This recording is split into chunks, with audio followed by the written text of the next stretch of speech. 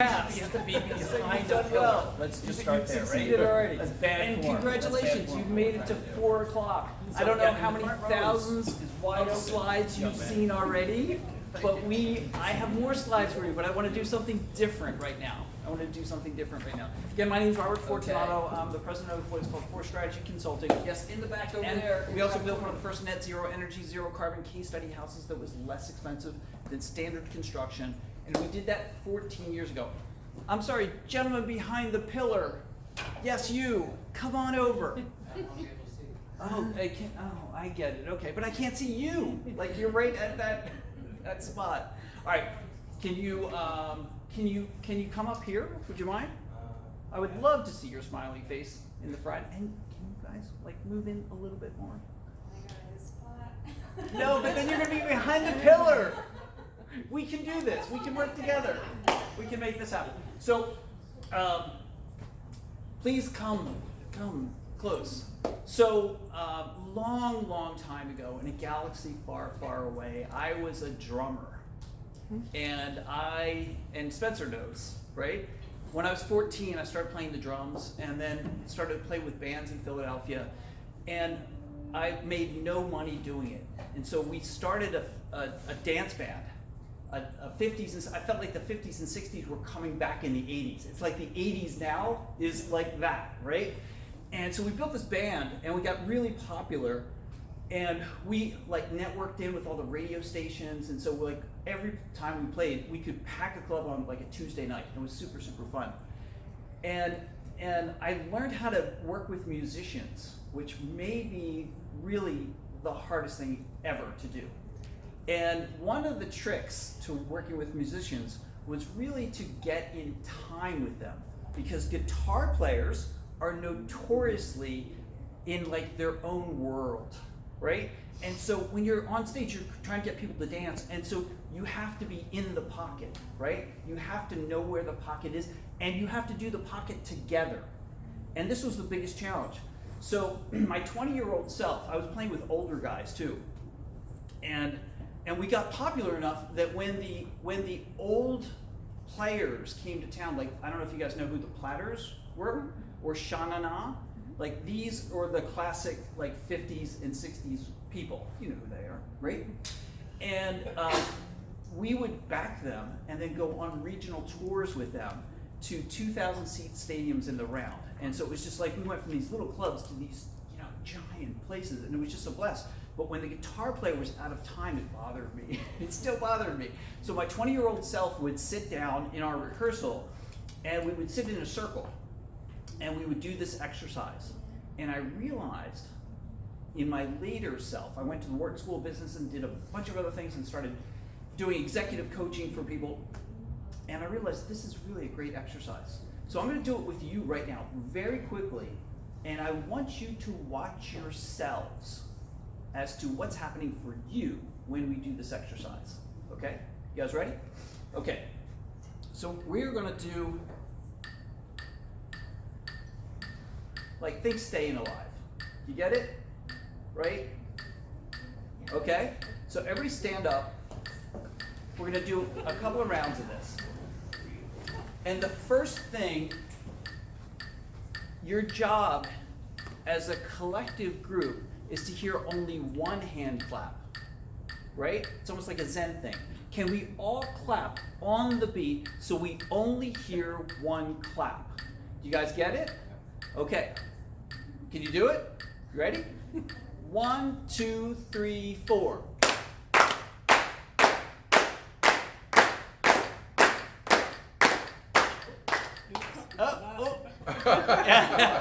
Right? It's harder than it seems. And what did you just observe? What's the tendency? It is. And why do you think that is? Because you don't want to be late. Yes. You don't want to be behind, right? You want to accelerate, right? So just start watching that in yourselves, in your own leadership, right? So leadership lessons in here. Okay. Now let's try it again. This time, close your eyes. Come on, close them. Ready? 1, 2, 3, 4.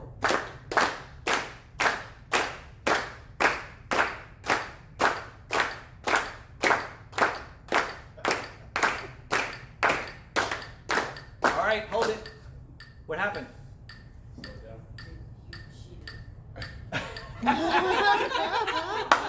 Kavita, come on, you're not participating. What are you doing all the way back there? You should be right in the front. I'm evaluating. You're evaluating my session. You get that she's evaluating my session. So what did you guys see happen? What happened again? It took longer to get off the course. It did, right? We weren't looking at each other. Yes. There's something about that, right? So you have to know two things. Where am I in this exercise, right? And that always has to be number one. Where am I in this exercise? And then where is everybody else? Because in the first exercise, everybody was watching each other, right? And you tend to zoom forward. And the second exercise, you did something different. So watch that for yourselves from a leadership standpoint. Okay, we're going to do it one more time. And we're going to do it at this speed. And then we're going to do double time. Do you guys know what double time is? Mm-hmm. Okay, so that's what we're going to try. Ready? 1, 2, 3, 4.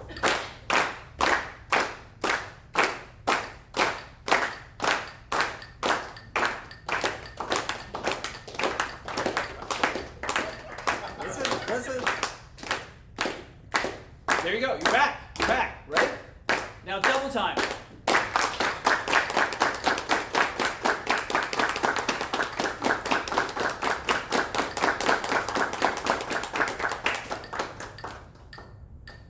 Nice. Give yourselves a round of applause. Double time. All right, so there are leadership lessons in there for you, but I wanted to do something different, something kinesthetic, so that we could break up that slide energy before we jump back into the slide energy, right? So I'm here to talk to you about something I've become passionate about. How many of you drive electric cars? How many? 1, 2, 3, 4, 5, 6 out of, I don't know, 25 people, right? So what's going on? You guys are in this industry, and electric cars could be the biggest revolution of all of the stuff that we do. And so for those who are driving cars, electric cars, why are you driving electric cars? Gentlemen in the back.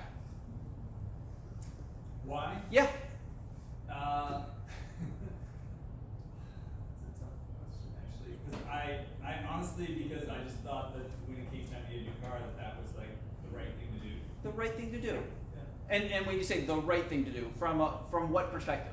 It wasn't going to cost me really any more money because I got a used car. I wasn't having to pay it up front. Beautiful. And from an environmental standpoint, I'm trying to get everything all electric anyway. So. How great. Electrification, doing the right thing from an environmental and a cost standpoint. Yeah. And it wasn't going to cost me more. It wasn't going to cost me more. It wasn't going to save me any money, I didn't think. But Well, used EVs, the price drops like a stone, right? Because everybody wants that next technology. So if anybody's thinking about it, and the incentives were unbelievable. They just, the tax credits just went. I'm an economist though, and I've seen several cycles of this thing. I don't know if you guys have observed the same thing in your respective fields. But when they put a incentive on something, what happens? People buy a lot. The price goes up. Have you noticed this? Right? I went to go buy an EV after they did the incentives, and the guy says, "Hey, man, we're just doing this list price plus $4,000." List price. I'm like, I'm not going to do it here, but this is what I basically said to him with my fingers up. Like, what are you talking about? List price before? No, I don't pay list price in the first place. List price, that's like obscene to me. So that's what happened. So I'm curious to see actually how the market corrects itself after these incentives are gone, right? So there are things that naturally correct themselves and might make it better and easier for you. Somebody who doesn't have an EV, but has an opinion about why they're not getting an EV. Just curious. Yes? I got a new car last year and I really wanted to get an EV. Yeah. I live in a super remote place. Charging infrastructure is still coming along. And I tend to do 7 to 10 hour drives regularly. Yep. And I don't always have time to stop. Understood. I got a hybrid. You got a hybrid. Okay. So you're kind of splitting the difference. I get that. And they're not perfect, right? So if you have a camper that you want to drive around everywhere, I wouldn't recommend that at this point, right? They're not quite there yet. And there's a couple of use cases that might be one of them, right? But for all the rest of you, there are real advantages. So I'm going to spend a little time here talking about EVs in general, and then we're going to make the switch over to thinking about how this thing is so cost advantageous that it's kind of ridiculous. And Tim and I have been having this conversation over the past 2 days. Does anybody know how much a Tesla Powerwall costs? 13 grand. Yeah, how much? It's about 15,000. 13,000, 15,000 installed, somewhere in that ballpark, right? 13.5 kWh. For 13.5 kWh. Does everybody know kilowatt hours, right? You got a sense? That's the capacity of the battery, if you will, right? How big it is and how far it will take you, given that you use a kilowatt for every 3 or 4 miles that you go. Okay? So, and I have a Chevy Bolt and I have a Tesla Model Y, right? We have those 2 cars. And the Chevy Bolt has a 60 kilowatt hour battery in it, okay? And it cost, in total, with the car, how much? $24,000, right? $24,000. So you just do the quick math. I got really cheap batteries and a car for free, right? It's kind of crazy, right? And so my Tesla Model Y has a 75 kilowatt hour battery in it. 75, so that's really kind of beefy, right? And if you went to Tesla and tried to buy that battery from them to replace an old Model Y, how much do you think it would cost? 20 grand, you would think. 13.5. $13,500, almost the identical cost of a 13.5 kilowatt hour battery. So what is going on there, people? What's happening? Market economics. Market economics? Well, like, no, the market is saying, oh, here's your fancy battery for your house, but oh, we need to get cars on the road, so there's way more cars than house batteries, maybe. I don't know. Yeah, it's strange though, isn't it? When you say it's strange, economics, I'm trained as an economist. I'm, again, a degree from the Wharton School of Business, and so I look at things through the lens of money and utility, right? But if I could buy that 75 kilowatt hour battery and install it in my house for approximately $13,000, wouldn't that be a better use of my funds than buying the $13,000 battery that has 13.5 kilowatt hour batteries? Yes? Totally. Right? Yeah. Makes total sense, right? But we can't do it yet. And that's the purpose of this presentation. I want you all to leave this meeting saying, number one, I need to have an EV, with some exceptions, right? I'll be there in 5 years. Yeah, there you go. And number two, when you go to the dealership or any place else that sells these things, I want you to say to them, where is my bi-directional charging capacity? How can I use that 75 kilowatt hour battery to run my house? That's what I want for all of you, and that's what I think we deserve at this point in time. Why is that? Why would you want 75 kilowatt hours at this point? And I know you know this, Spencer, so and I know you know this too, so I'm gonna ask you to hold your tongues. These people need to know, and it needs to come out of them. So why do we need 70? That's a huge battery. Why do we need it today? Keep the lights on, keep my refrigerator running. Yes, so if power goes out, which it has in dramatic forms, right? I live in Los Angeles, and I have friends in the Palisades who lost everything, and the ones on the edge of losing everything needed to have that kind of backup power to turn their sprinklers on so they could take their pool water and hose their property. That kind of power. And that 75 kilowatt hour battery could have done that thing, but they didn't have capacity. They didn't have the ability to do it because it's not yet there. It's not connected yet. Why else? What else are we seeing that's keeping us from electrifying in general? Load shifting. Tell us more about that. Who said that? Yes. Tell us more about that. What's happening? It's not all about the backup. You should like save energy for the demand time. Yes. And the electricity waste of later. That's right. So we want to be able to do arbitrage. I'm going to call it arbitrage, right? So here's cheap energy. I'm going to load it into my battery for the time when the energy is really expensive, and then I can deplete the battery, right? And that means I save money. I save money. So that's the concept, right? That's why you're sitting here today, and that's what I want to go through in fairly short order, right? I built a deck for you to take home and really dissect. It has a lot of links in it and other things, but I'm not going to go through every point in the deck. It's more like a reference tool for you. We're going to move very quickly through the deck. So just know that. So I'm not going to cover every point in the deck, but I wanted you to have it as a reference material going forward from there. Yes, sir? Does the Tesla truck provide that bidirectional function? We're going to get into that. I have it in the deck. I'm going to talk about it specifically, what it does and what it doesn't do, right? The Ford F-150, in the same way, it can do some things, and there's a class action suit against them because they're not doing other things, right? And Nick Brown was going to be here. I wanted him to talk about his experience because I was thinking about buying the next generation of Chevys, right, that have that capacity built into it, right? They say they do bi-directional stuff, but guess what? They don't allow you to do the arbitrage.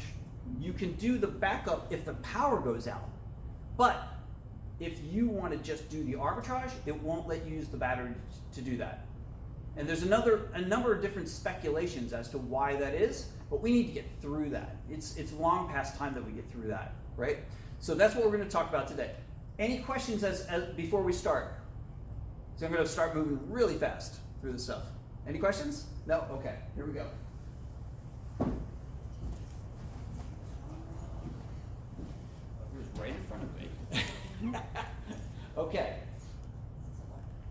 There we go. All right, so you will see product brand names in this presentation. They are not meant to represent this is what you should do. There are also things in here that will be very dangerous to do. I'm not advocating that you do the dangerous things.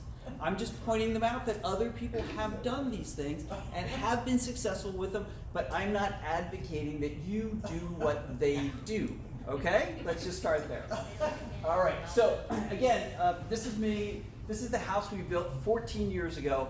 We've been living basically net zero carbon for the last 14 years. We know it works. We live in the house, and every day it's like a little bit of a science experiment, like what's happening over here, what's happening over there. So we live it every single day. We know that we can build better buildings that feel better, that have better air quality, that are less expensive to be in.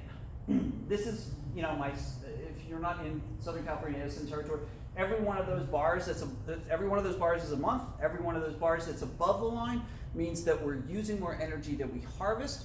Every one of those bars that's below the line means we're harvesting more energy than we use from our solar system. If you want to hear the whole backstory of the house project, we did a TED Talk, and I do a bit of building science in there. It might be helpful to some of you. And to tell the backstory, the essence of the thing is stasis is so dangerous. And that's the place that I find myself kind of wading through too often in these things, where things should be moving forward, but they get stuck. And I try to explain in there how and why they get stuck. And a couple of more details on what they. But this is why I'm in the game. Again, I'm trained as an economist, not an environmentalist, not an energy modeler like some of you. Hats off to you. I tried to sit in front of that machine and do that energy modeling. I realized that's not for me. That's not what I should be doing on a daily basis, right? But this tells the story of why we're here. Batteries and solar have gotten so inexpensive. It's really not about the solar panels. And I tell my clients that I'm working with. Don't buy solar panels thinking, ooh, you know, like I only have this much money and I'm only gonna, you know, and Tim understands this. Anymore, it's about the labor cost. The hardware has become so inexpensive. Max out the roof as much as you can, that it makes sense. Don't put solar panels in the shady areas, But think, I can't get those guys, for them to roll a truck is very, very expensive. It's much more expensive than the hardware that you would buy. Buy it smart, know what you're buying, know how much it costs per watt installed, right? But don't under install, because I see that too often. Then they think, well, I can just add panels later, right? Because the panels will be cheaper later. It's the labor these days, right? Absolutely. So you understand. This is my production over the past 13 years. We can tell stories about that, but I'm not going to do that to you today. That's another that's another presentation. Generously, that is conservatively, we've saved over $62,400 over the past 13 years. Just very simple math. Keep it very simple. The average car travels about 1,000 miles. Hi, welcome. Good to see you over there. Yes, likewise. Travels about 1,000 miles a month, right? That's about $100 in gas, conservatively, right? And so we have 2 of those electric cars, and our house, we say it would conservatively cost $200 a month in those. So if you add that up, that's $62,000, and so it adds up quickly, you know? Just like Mark Jacobs said earlier, you know, if you can eliminate the fuel costs and you can eliminate the bills to your house, it's like an annuity at that point. It's an annuity with a 25-year warranty, likely to last about 40 years, right? So that's what we want to hook ourselves to. That's a money train that we want to hook ourselves to. And we know what's happening. Dave Idner's not in this room, so I'm not going to embarrass him, but Kavita is. Kavita, we're trying to do electrification here, right? But peak rates are approaching 60 cents a kilowatt hour. I never in my life thought we would be anywhere near there, right? That's because we wanted to get those bidirectional EVs and those batteries. Thank you, higher. thank you. I've seen him higher than that. Yes, it went down slightly, right? But this is what we're fighting, and the more expensive it gets, the more it makes sense to get solar panels. So when's the best time to plant a tree? 30 years ago. Right? When's the next best time to plant a tree? Today. The same applies for solar panels. It's the same thing. It would have been great if you could have got them under NEM 1, right? But it's not coming back. NEM 1's not coming back. Is it Kavita? No. She's like laughing. No way is it coming back. So the next best time is now, because you can mitigate the costs that are coming, these kinds of costs, right? But this is ultimately what we want to do, right? In the middle of the day, we want to store battery power, or we want to store solar power in the middle of the day when there's lots of it, and we want to discharge that battery at the end of the day, saving enough that if in fact there's a power outage, you could restart your solar the next day. This is you don't want to come. I have clients who are coming to me and, oh, well, we completely depleted our battery so that we could get every dollar of savings. I'm like, but if tomorrow there happens to be an outage and it lasts for 2 weeks, you can't restart your solar, right? So think about saving, 10, 20% in that battery so that you can restart the solar and then you can recharge the battery and go on indefinitely, potentially, right, under that scenario. Does that make sense? Okay. And there's different ways to think about batteries. We got heat pump, we delayed our project for 6 months waiting for the first heat pump hot water heaters to come off the production line. That's how I knew this was going to change the game. Because everybody else was doing solar thermal. And I had never seen a solar thermal system actually last 10 years without a major problem and a major cost. You know this, right? And so we were like, we don't want that on our roof. I want like the minimum amount of maintenance and operational costs as possible. And we knew solar panels, even when I'm on vacation, will be doing something that would earn me a credit where that solar thermal sits there. If you're not taking a shower, it's doing nothing for you, right? So it just changed the way we thought about the return on investment on these things. And so that has the additional benefit of storing energy in the middle of the day when when your solar is generating, you can plow energy into that heat pump hot water heater. I turn mine up to 140, right? And just keep it at 140 because I want it to be thoroughly baking in there, and then turn it off during the 4 to 9 hours completely.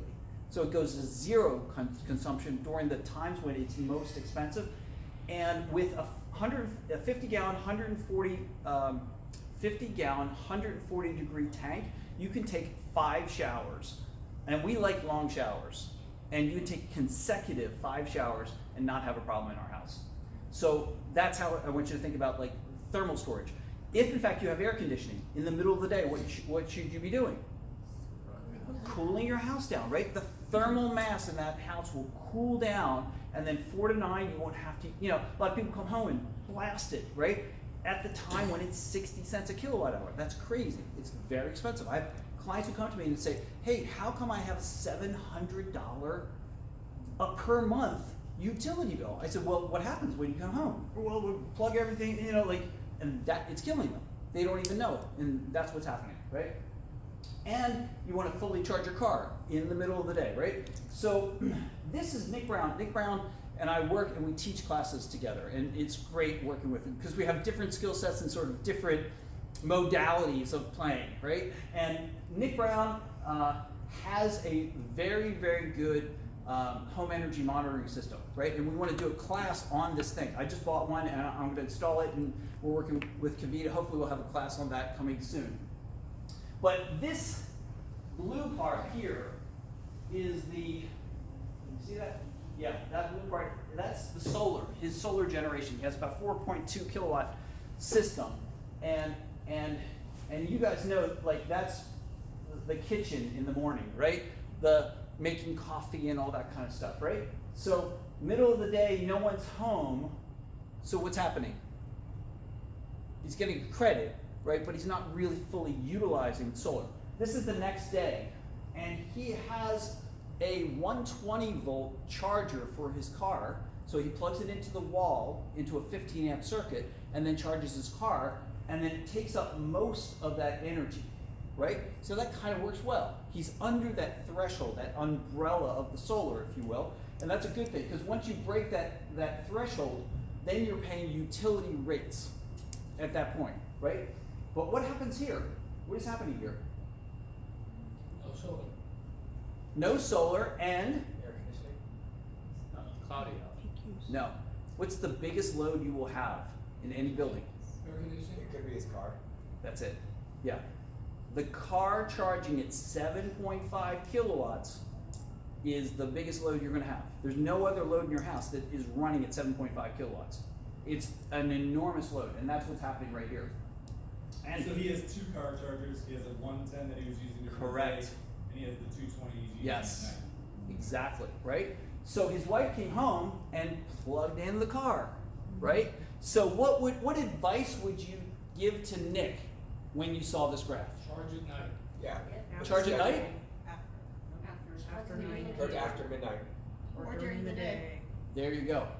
It used to be charge at night, okay? But even the nighttime rates are far, far more expensive than you sitting under the umbrella of this solar, because that costs you nothing. You understand that? This is actually costing you nothing. Where charging at night will probably cost you 23 cents a kilowatt hour. Yes? Sorry if your next slide is literally talking about this, but I've Yeah. just been chomping at the bit for this answer. Yeah. How do you get your car at home charging when it's your car where you've taken it and driven away and gone to work during that time? You ride your electric scooter to work. I'm sorry, say the question again? How do you charge during How- the how day, do he's I- asking, Yeah, if you're how at do I work? charge my car with my solar Yeah. at home when I need to take my car and drive it to work? Yes. My car is now not where my solar is. Yes. And even though I recently added PV and battery to my house. Yes. I have a nice big 20 kilowatt hour battery system, which is nowhere near enough to handle a, Yeah. an F-150 Lightning or anything Right. else. So there's no way I'm dumping that, like double dumping it into Yeah. batteries as I Right. go. Right. So do I, Well, Kavita. this is one of those problems that we as utilities are talking about, because there need to be workplace charging more available and more accessible to people. I charge my car at work. I drive into Yeah. the office and I charge my car at work. I work at home. I charge my car during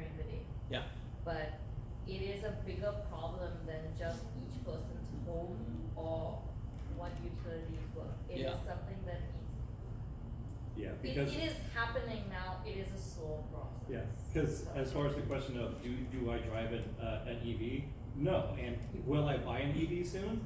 Possibly, literally to throw, not in the garage, just next to the garage, and plug it in and get a big honking dumb battery on a car that got rear-ended or something. Yeah. And Right. roll and just take its battery pack and turn it into a giant thing like this. You know, But I cannot figure out how to make my car that I drive Yeah.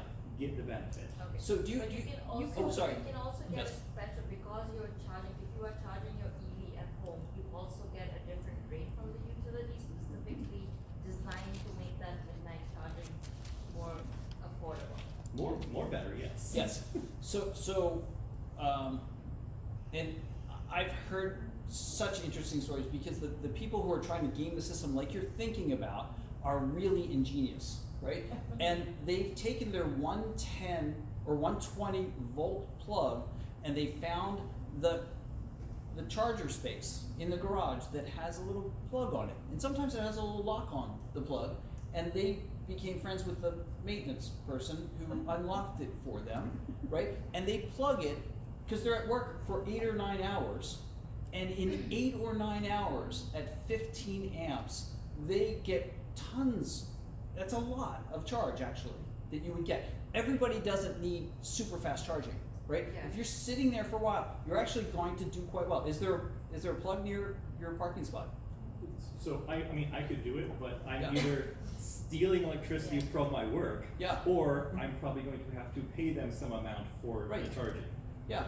Well, Which- the other because- thing is, Yeah, I can always. I'll have nerd it. out with you after the session, by so the way. there are also You- things that you can do. I mean, you think about the car that you have and your actual commute every day, correct? Yeah. Now, if you have a car that has like a 300-mile range and your commute to work is 20 miles, it's not like you have to charge that every day. Yeah. You can do that daytime charging on your weekends, and you can use that mileage you have, and maybe, you know, like charge for a short time during Yes. the week somewhere Yeah. to get that daytime charging rate. It's going to have to change not just how you think about where you're charging your car and when you're charging your car, but how you like live really. It's Yeah. everything has to change. It's your attitude to everything Yeah. changes so much when you have these technologies. Absolutely. My next door neighbor works about 10 miles away from, and he's an engineer with the Aerospace Corporation, right? So he like pencils everything out. You know, Robert, I just don't think I could do, and then I'd have to install a charger in my garage, and like for him, that's like 3,000 equations. Like he would have to do 3,000 equations to actually get that to go. And I said, Lou, so how many miles do you drive in a week? And we had just a very nice coffee conversation. And I helped him understand that he actually only needed to charge on the weekend, right? And he could just plug in he didn't need a charger. What Kavita's saying is absolutely true. Many of the people I'm working with actually don't need all the hardware and could just casually plug in at night, and they would get all the charge that they would need. And because it's a 15 amp circuit, it's very little bit of energy. It's a very little draw, so it's not a big deal. And cumulatively and collectively, it works really well for them. So it's just something to think about. The other thing I want to just say over and over again, and I was a juvenile delinquent in high school, admitted, caused a lot of trouble. So they took me out of regular school and they sent me to something called VOTEC, half the day. Anybody know what VOTEC is? Vocational Technical School, right? I learned to rebuild diesel engines and rebuild cars, right? So I worked as a mechanic for a number of years and realized this is really hard and I don't want to do this the rest of my life, But I know how to do all that stuff. But when it comes to my own car, I don't, that's not how I want to spend my time on the weekend, I want to ride my motorcycle, not rebuild it, And so these electric cars are unbelievable. So I've owned 7 of them in the last 14 years. And the only reason I switched them is because I got leasing deals that were unbelievable. We had a Ford Focus that was a $90 a month lease, I mean, like crazy, right? Like I couldn't not lease it. It was crazy. But the only thing I've ever had to buy on the things are windshield wipers. This is last 14 years. I've only bought tires and windshield wipers. That's it. No spark plugs, no shock ups, like all the stuff. I used to go in and take my old car in to get the tires, and he said, those ball joints are, and then that's another $3,000 that you're just like, nothing. No, all that stuff just goes away. No oil changes. Electric cars have ball joints. Huh? Electric cars have ball joints. But the point is, I'm not going into the mechanic who's continuously wanting to ring the cash register. That's just the difference between buying and leasing, though. That's not electric versus gas. Again, I'm trained as a finance person. I would never do a lease unless it was $90, because we can have that conversation later. But leasing is very, very expensive, and there's back-end charges, and there's all kinds of we can have that conversation. Yes, I just Kavita. want one more thing, one last thing, and I swear, Robert, I love your comments, Kavita. You're always welcome to comment. none of these solutions is going to work for everyone. That's right. And you're probably going to need a combination of solutions to make it work for you. Yes. So none of it. It's not like one size fits all. That's exactly right. Yeah. An example of that, we bought the Tesla because my son was going to UC Santa Cruz, and we had a Bolt at the time. And we attempted to take the Bolt up to Santa Cruz, and we just realized the charging network and the car didn't go together, right? It only charges, maximum charging rate is 50 kilowatts, and that's it. The Tesla is 250 kilowatts. So in a fraction of the time, we're done, and you're continuing to go on. The other thing is the Tesla charging network is bomb-proof. It's so good. So we bought the Tesla, and the lease expired on the Bolt that we had, but we bought another Bolt. And to Kavita's point, my wife, and this is 2021, my wife works in some of the worst neighborhoods in Los Angeles, doing God's work. She's an occupational therapist, and she goes into some of the worst, like Watts and other places that are really quite dangerous. And she showed up in this bright blue, brand new Tesla. And she said, she came back and she said, Robert, I'm getting way too much attention in these neighborhoods. I can't drive this car, So we bought another Chevy Bolt, right? Little Chevy Bolt. Now, nobody looks at her. She's like, it's great. Nobody looks at me. She feels safer in it.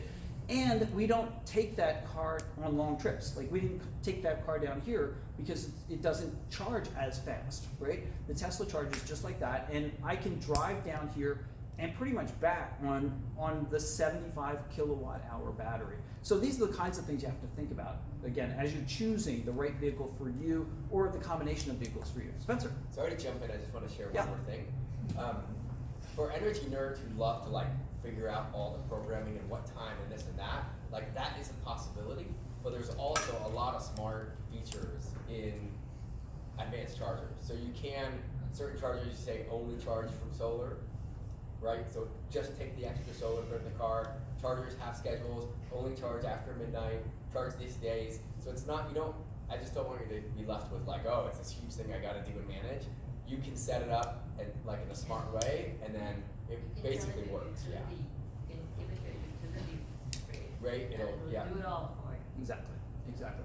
All right, so there's a bunch of slides in there about pollution and other things. I don't have to tell this crowd about pollution. You guys know about pollution.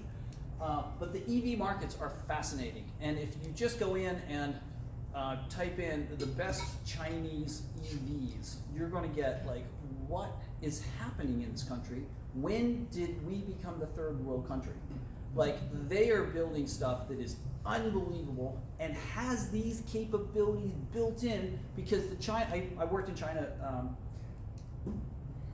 30 years ago, and they already had the concept that if we build a military that can run off of renewables, we can have remote locations that don't need a fuel supply, because that's the vulnerability point. Imagine gasoline and diesel trucks trying to remotely go to these locations, or the ships that need to carry.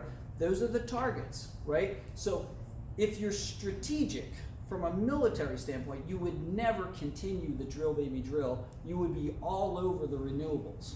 So I want to, just go for the conservatives. If somebody gives you an argument, that's the argument, right? What are we doing? We're just going backwards, essentially. They want to be able to run their tanks off of renewable energy so that they can remotely run them anywhere, right? They had this concept 30 years ago, and they're executed as, Professor Jacobson was talking about. That's what they're executing on. And they want to be able to utilize those batteries in those cars very specifically to power their grid. And that's what they're doing. This is not an accident. We're getting there though, right? I work on LEED Platinum projects. And what's the first thing that rolls up when you're ready to do construction? What is diesel trucks, right? We got to get out of this business, right? LEED Platinum buildings should not have diesel trucks rolling up to do the excavation, right? We can do better than this. We can do better than this. All right. So again, there's a lot of resources in here. So if you're not familiar with the lingo, I put it, all this kind of good stuff in here for you. You have to evaluate your needs, and I put a little checklist in to evaluate your needs in here. About installing the charger, what to think about when you're installing the charger, because we've been through this process and we just wanted to share it with everybody.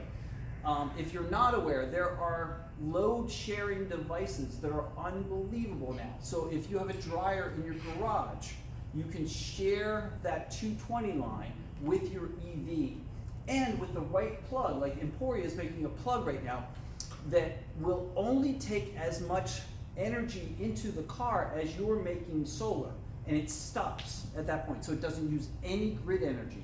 So they're getting really smart about what we're talking about. It's getting better and better. And what time do we have to go to? 5 o'clock. Oh, we have fully till 5? Yeah. Yes. 18. All right, I was kidding. I thought it was 4:45, and I was like, I can't talk that fast. Okay, we have a little time. All right, cost of ownership, as I mentioned before, I put some slides in here. There's some great material.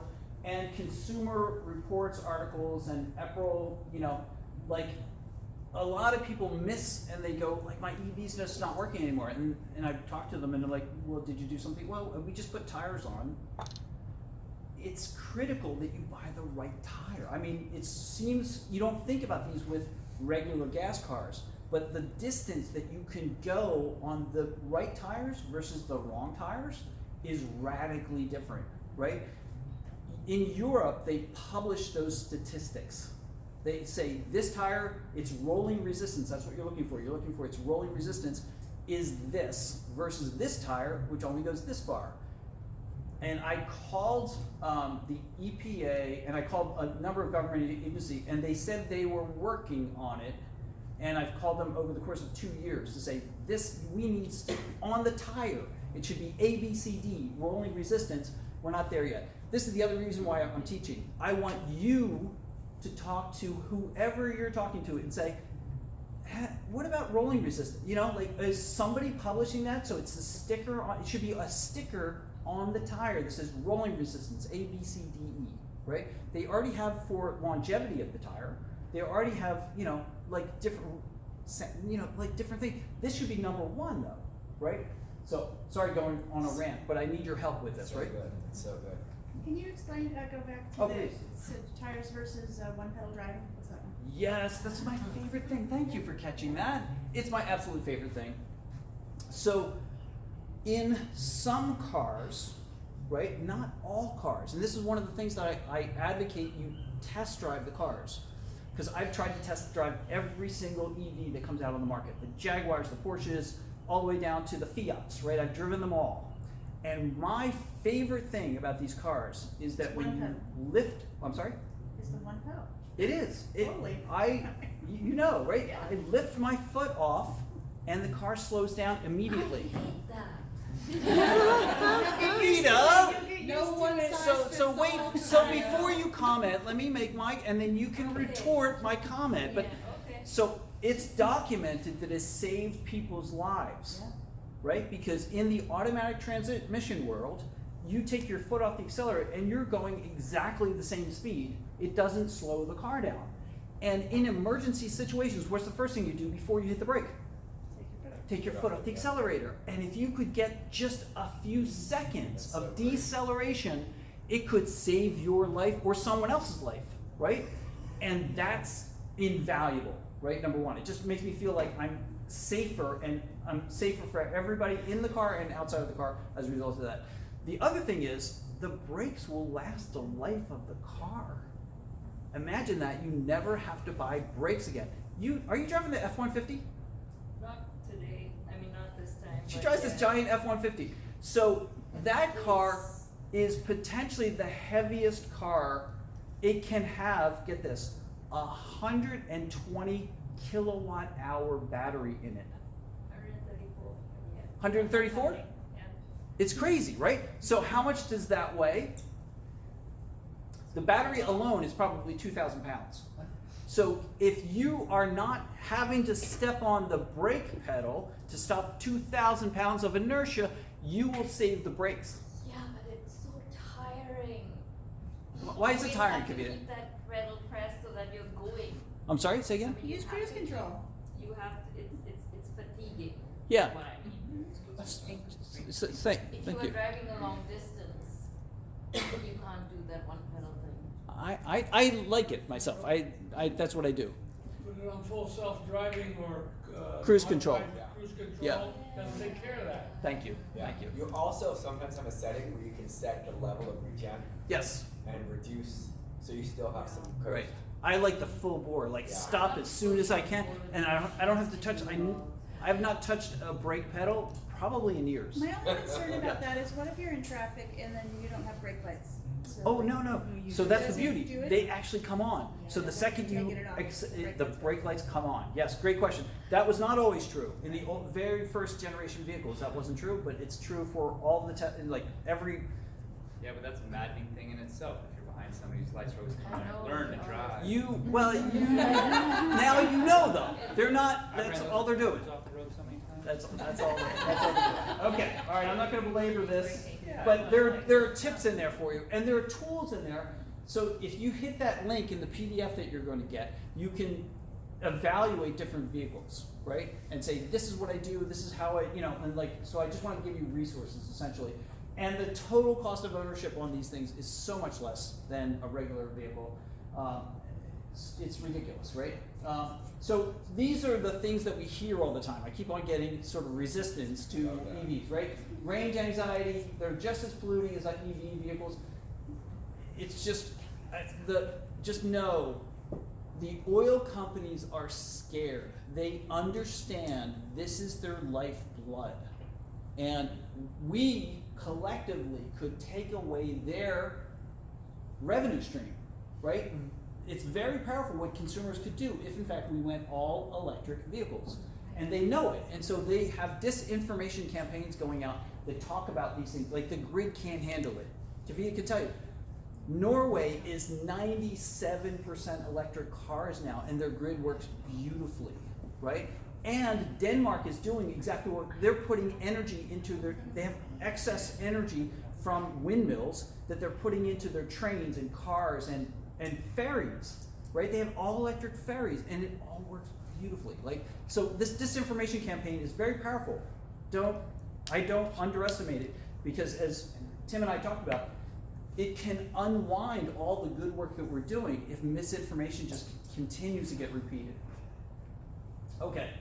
And then there's the mining, the kids in Africa who are in these the lithium pits, or, like the amount of oil and coal and natural gas mining that is done outstrips anything for the next 50 years that you could possibly do to mine the battery materials for the electric cars. It's not even close, but the misinformation campaign is so powerful, right? They're very good at it, and they have a lot of money to spend on it because they understand how dangerous it is that this could affect their revenue stream. Okay, what happens to used EV batteries? Do you know? Oh, we have 10 minutes? Okay, thank you. Anybody know what happens to used EV batteries? They become new EV batteries. They can, yes, they can. Or So storage. if you hit this link, it'll take you to a guy who goes to the battery recycling facility, and you'll see a giant battery pack getting chopped up and then recycled. Just it, you know, separates all the parts. It goes into a water bath, and you'll see it. I'm not going to do it now because we don't have time. But there's so much misinformation, and that's not the first step, though. The first step is batteries in cars have the most abuse. Right? Think about trying to get a 4,000 pound vehicle to go from 0 to 60 in 3 seconds. That's what your truck will do. It takes 100, you know, like a huge kilowatt surge. And at a certain point, those batteries will degrade and not be able to give you that giant surge. Does that mean that they're done? No. They can go into less intensive uses like storage. Exactly, your house. Your house has no load like that, not even close, right? You will not draw, you know, 50 kilowatts in 2 seconds like you can in a car. So it makes perfect sense. Remote locations where you have a light station at the top of a, you know, like a lighthouse at the top of a mountain, those are perfect applications for those kinds of things. So they have many, many lives. All right, fires. I hear this all the time. My neighbor has a Tesla that caught fire on the 405 freeway, and he loves telling the story. It started to smoke, and he got out of the car, and you know, right? He loves telling the story. He's probably told it 200 times. There are plenty of other people whose gasoline cars lit fire. They walked away from it. They don't tell the story as many times, right? There's something about this. Because the statistics are not even close, right? Hybrid vehicles, because you're trying to do 2 drive chains at the same time, are actually the most risky vehicles to be in, right? So a lot of people think that they're, you know, sort of mitigating as a result of getting a hybrid, but they're actually more risky vehicles. Gas vehicles are not even close to electric vehicles in terms of the number of fires, statistically. And these are insurance companies that are doing the research here. Right, so just look at the numbers. Now we're going to get into the meat of it, and we're going to go really fast. We have 8 minutes left? Yeah. Okay. So this is what the grid does, right? It sends electricity all the way down to charge your vehicle. And this is what bidirectional charging is. You can go from the grid into AC. Your batteries run on DC power, so there's an inverter. There's a little bit of loss, probably 10% in the inverter process, and then it goes into your car, and you can go backwards. Again, 10% loss, probably closer to 6% loss, but then you go back out to the grid, right? And that's the exchange that will happen with the inverters. There's a number of different types of this. So V to X means that the vehicle will send information and power to something, but that's sort of the big sort of holding spot for it. Vehicle to load is when you can take a charger plug, plug it into the back of the vehicle, and then it has an outlet on it. The outlet could then be plugged into your refrigerator if in fact your power goes out. And you are directly connected to the giant traction battery in the car. So that's a very, very powerful device. So you have a decent amount of amperage, and you could run your Wi-Fi, you could run your refrigerator, the lights in your house, and other things on that particular thing. That's called vehicle to load. Do they exist? Currently, yes. The Polestar and the Kia and the, what's the other Korean company? Hyundai have it installed, right? So all you have to do is buy the plug, which is about $100. Is that Tesla? Why? Yes or no? No. Yeah, it's crazy. The mechanism is in the vehicle to do it. They want to sell home batteries. Why? They're making a lot of money on them. How much money are they making? Right? We just explained the profit margin is enormous. It's enormous. So they want to continue to sell those batteries.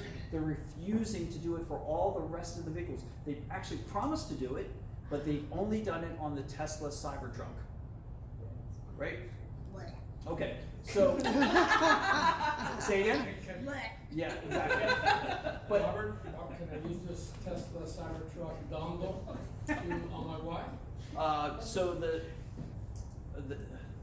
The dongle. That oh no, it won't work. back- Yeah, it won't work. It's specific to the Vehicle? Tesla. So Kavita's got this vehicle, right? The Lightning, and it is a powerhouse. So if you owned a farm in Montana and you wanted to weld your fence, you know, every 10 miles, you could take that thing out, and it's got a 220 plug on it. You plug your welder into it. It's an amazing, amazing piece of hardware that they built into it. So you could do all kinds of crazy stuff with it. The Tesla Cybertruck, it has the capability, and for $2,500, you can get the connection to make it work in your house, right? For grid power and for arbitrage. So they built it into the truck, but the truck is relatively expensive, right? So what other alternatives do we have at this point? Oh, and this is something else that's important. The Ford Lightning has the 220 off the back, so that if you want to charge another vehicle, and I have a neighbor down the street who charges their truck, their Ford F1 Lightning, and then they have a Volvo that they charge off of the Lightning, right? So it's really very sophisticated, and that's him. That's his house. He also has these portable batteries, and he says he runs his washing machine off of he charges it up during the day. He has 20 kilowatts of solar. He has a lot of solar on his house. So he charges this thing up and then runs his washing machine and other appliances on this little battery that you see to the right there. He's a little fanatic. I wouldn't drag a battery around my house myself, but he's a little fanatical about it, and I love these kind of things. Yes? Is he the guy whose car caught fire on the 405? Different guy. No, different neighbor. Different neighbor. Yes. Good question, though. Good question. Okay. School buses are starting to understand this, right? There's money to be made. These buses are enormous and can carry tons, and they only operate when? When do they operate? Beginning of the day, end of the day.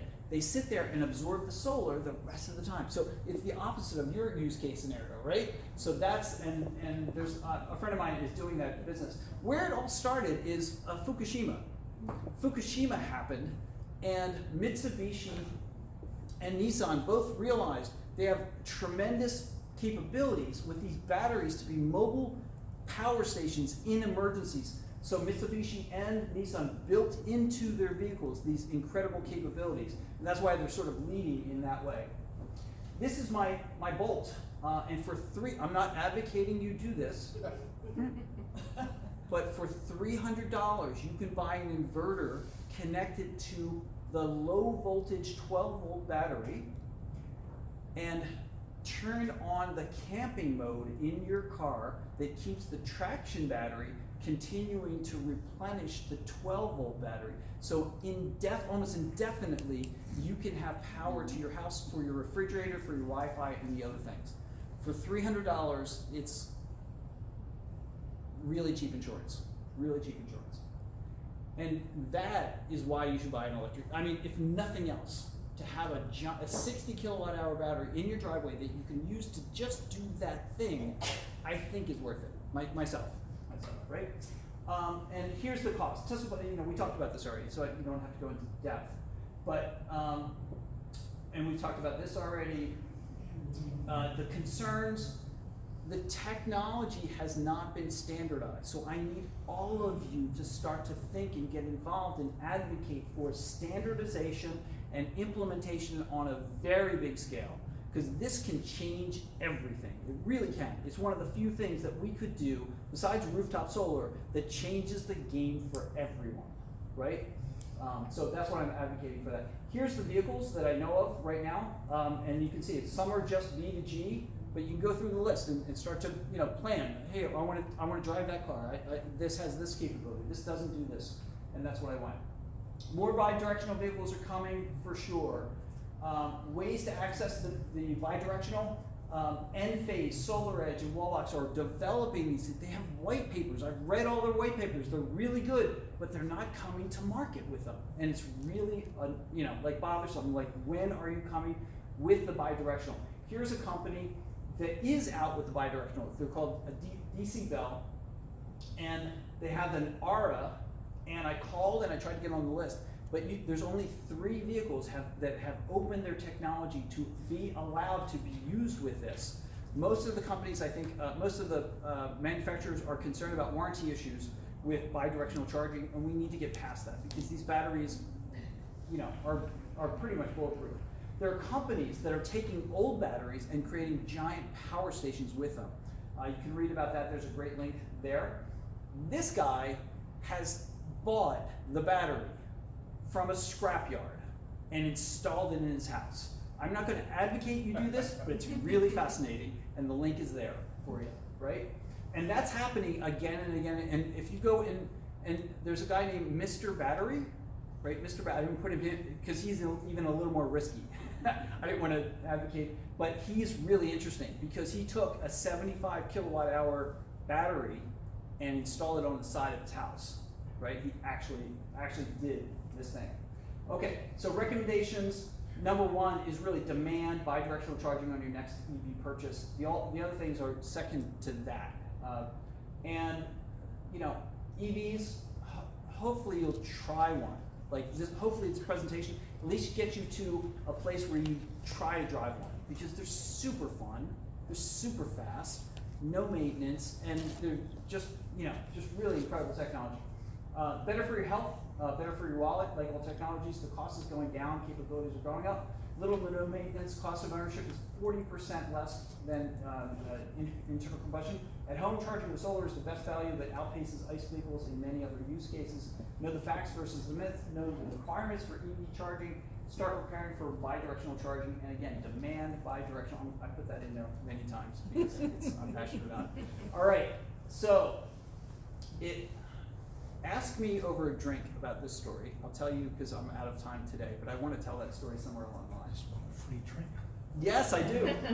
So this is not the end. This is not even the beginning of the end.